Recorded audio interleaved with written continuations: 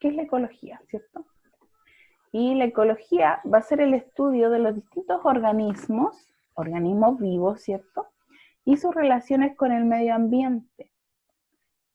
En el medio ambiente tenemos dos factores que van a interaccionar, ¿ya? Y son los factores bióticos y abióticos, ¿ya? Entonces la interacción entre el organismo y el ambiente es lo que llamamos ecología, ¿ya? Y esto va a determinar cuán abundantes son y cómo se distribuyen estos en el planeta. Hablamos de factores bióticos y abióticos, ¿ya? Lo biótico,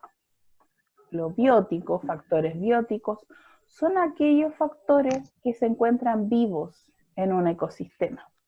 Como por ejemplo, todos los factores bióticos son animales, plantas, insectos, bacterias, hongos, ya, todos son lo vivo y son los factores bióticos.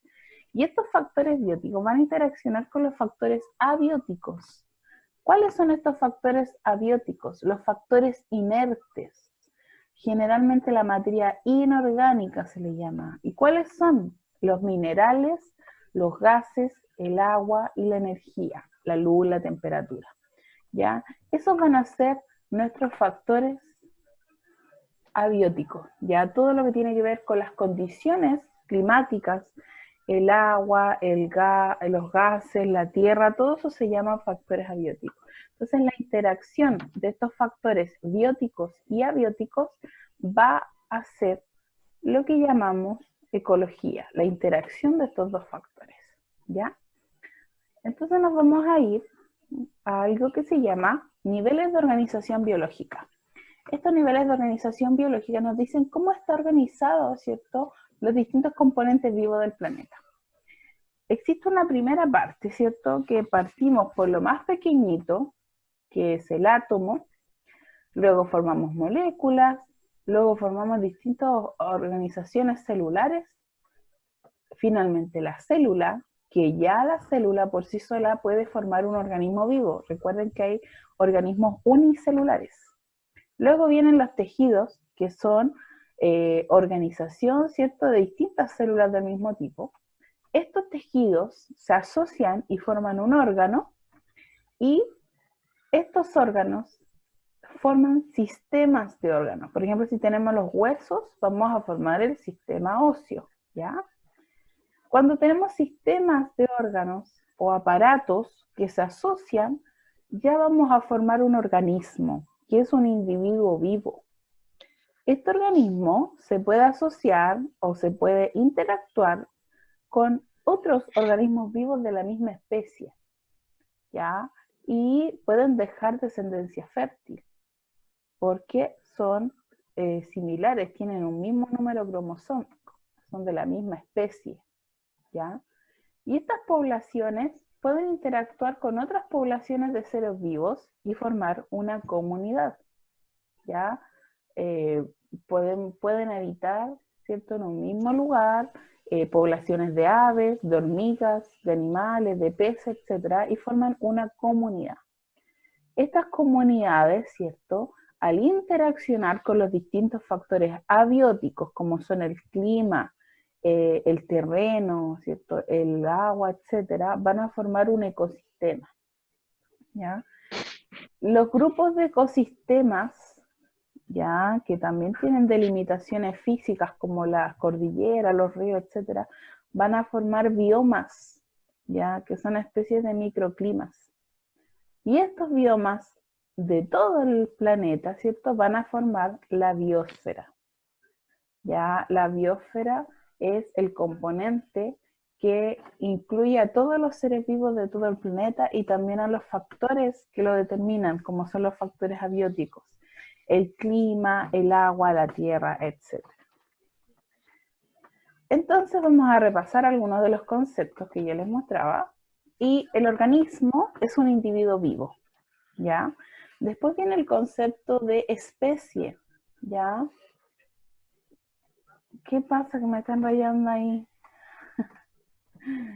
Ya, pero no me raye la pizarra, po. Yo también los amo mucho, pero no me borro.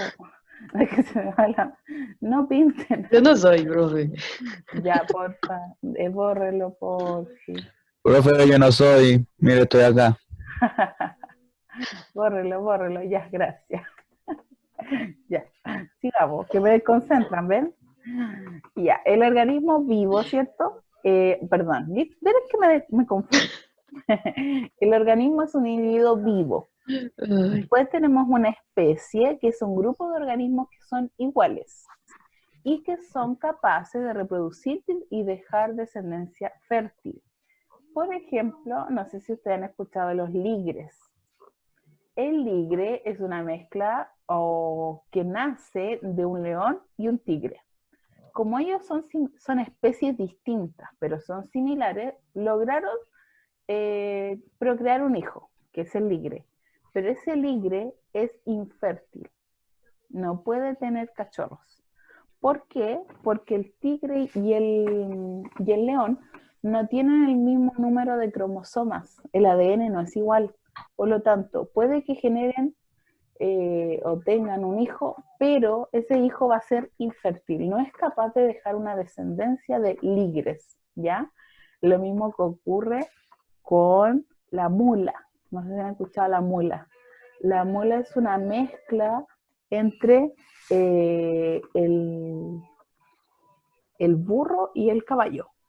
Y la mula nace, pero esa mula es infértil porque no puede procrear, porque no hay una coincidencia cromosómica. Por lo tanto, son pseudoespecies, ¿ya? Pero en general la especie se define como que puede dejar progenie fértil. Si se junta el león y la leona, da un leoncito, ¿cierto? Y ese leoncito puede después tener cachorros con otra leona, ¿ya? Entonces, a eso se refiere el concepto de especie, que son iguales, que se pueden reproducir, pero además tienen que dejar descendencia fértil, es decir, que pueda seguir de generación en generación. Ahora, la población es un conjunto de individuos de la misma especie, por ejemplo, una manada de leones, ¿ya? Esos son individuos de la misma especie, poblaciones, y además habitan en un mismo lugar y tiempo determinado, porque en el mundo, por ejemplo, podemos tener distintas poblaciones de aves, pero no todas viven en el mismo ecosistema, por decirlo así. ¿Ya? Después tenemos una comunidad, y una comunidad son conjuntos de distintas poblaciones y de especies distintas. Por ejemplo, tenemos un árbol, y en ese árbol puede haber una comunidad de hormigas, una población de hormigas, puede haber una población de arañas, puede haber una población de gorriones, una población de zorzales, por ejemplo. Entonces esa es una comunidad, ¿ya? Después tenemos otros conceptos que son ecosistemas, ¿ya? Vamos a ir aumentando, ¿cierto?, los niveles de organización, de lo más complejo a lo más organizado. Perdón, de lo más simple a lo más organizado. El ecosistema lo vamos a definir como un sistema interactivo. ¿Por qué?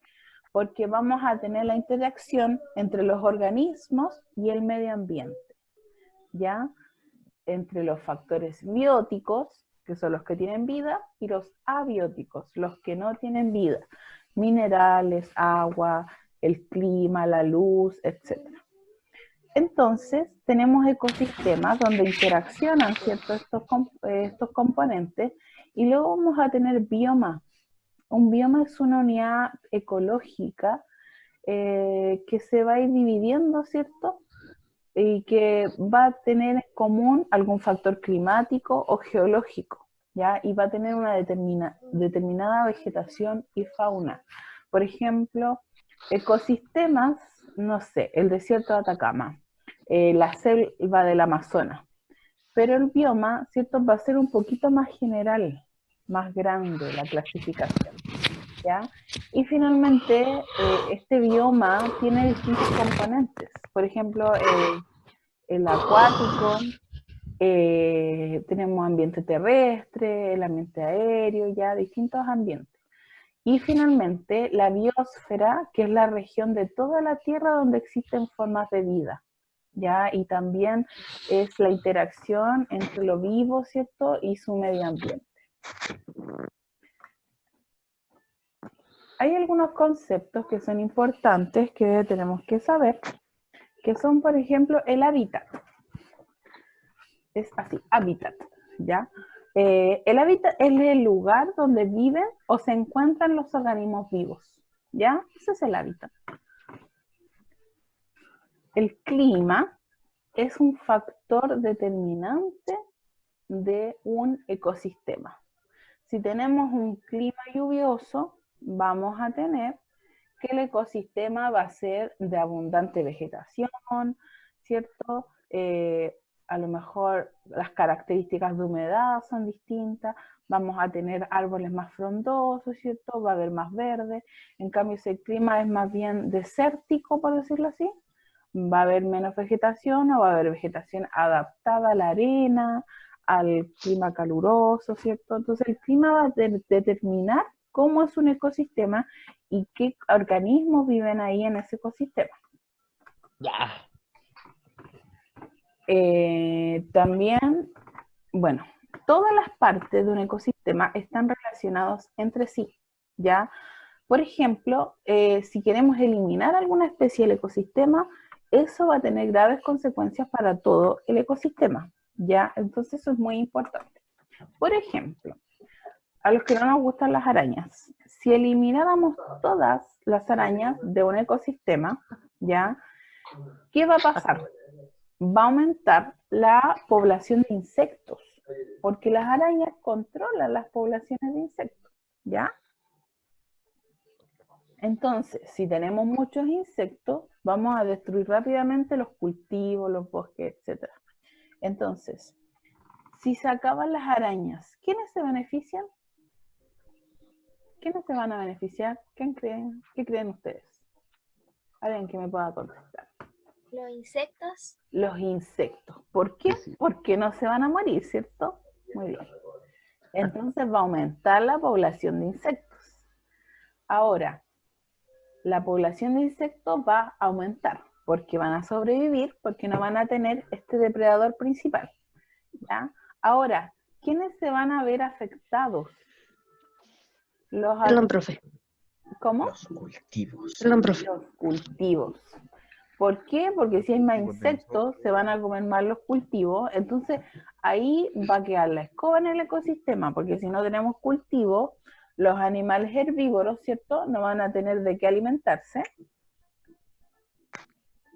Y por lo tanto, todos los que seguimos en la cadena vamos a quedar sin alimento, ¿ya? Entonces ahí hay un problema grave. Y aparte, ¿qué va a pasar con el que se come las arañas? Tampoco va a tener alimento, ¿cierto? Entonces es una cadena en la que todos los organismos son muy importantes.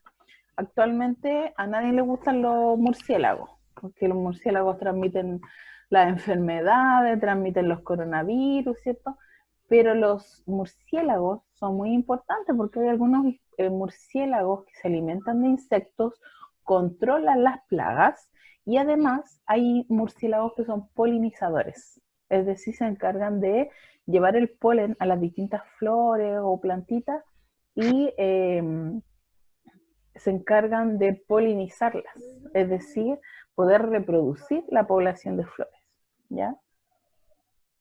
Entonces, todos los organismos son importantes, todos, por algo están en este ecosistema. Hay otro concepto importante que es el nicho ecológico. El nicho a veces se confunde con el hábitat, pero no es así. El nicho es el rol que cumple un ser vivo en el ecosistema, ¿ya? Entonces el nicho puede ser descrito en muchas cosas. Por ejemplo, en cómo utiliza el espacio donde vive, en cómo consume los alimentos, en relación a la temperatura, en relación a la reproducción, ¿ya? En relación al comportamiento en el ecosistema, ¿ya? Entonces ahí la relación o el rol que tiene este organismo se le denomina nicho, porque es un papel que juega en el medio ambiente. Ahora, como les decía, el nicho no es sinónimo de hábitat. El hábitat es el lugar donde vive un individuo. El nicho es un patrón de vida, ya es la ocupación, es como el empleo que tienen los distintos organismos vivos, ¿ya? Porque, por ejemplo, si hay dos organismos que habitan en un mismo hábitat y tienen nichos similares, van a competir, ¿ya? Por ejemplo, si tenemos en un ecosistema, ya vamos a pensar en la película, vamos a tener los leones y las hienas, ¿ya? ¿Qué va a pasar? Van a competir, porque como tienen roles de cazadores, ¿cierto? Y se comen a los herbívoros, van a competir por la comida, por el refugio y por el agua. Entonces la competencia va a surgir cuando los organismos de un mismo hábitat tienen nichos o roles similares, ¿ya? El hábitat, ¿cierto?, del que habíamos hablado, se da, ¿cierto?, que en el mismo hábitat, si tenemos dos especies que tienen un rol igual o un mismo nicho, va a haber competencia. ¿Y qué es la competencia? La lucha entre dos organismos, ¿ya? Hay especies que no les gusta competir, ¿cierto?, y que lo evitan y pueden coexistir igual.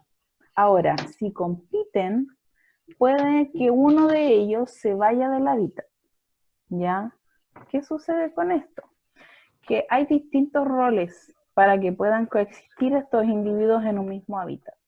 Y entre estos roles tenemos, por ejemplo, distintos nichos para evadir la competencia. Por ejemplo, hay algunos animalitos que son activos de noche y otros de día. Entonces algunos salen a cazar en el día y otros de noche. Y eso ayuda a que puedan coexistir en un mismo hábitat.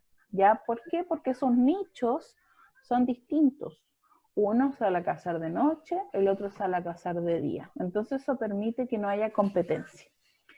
Hay algunos que se les llama que tienen una actividad crepuscular. Es decir, que al amanecer y al atardecer están activos y en ese caso ellos van a cazar en la mañana, al amanecer o en el atardecer, no el resto del día, ¿ya?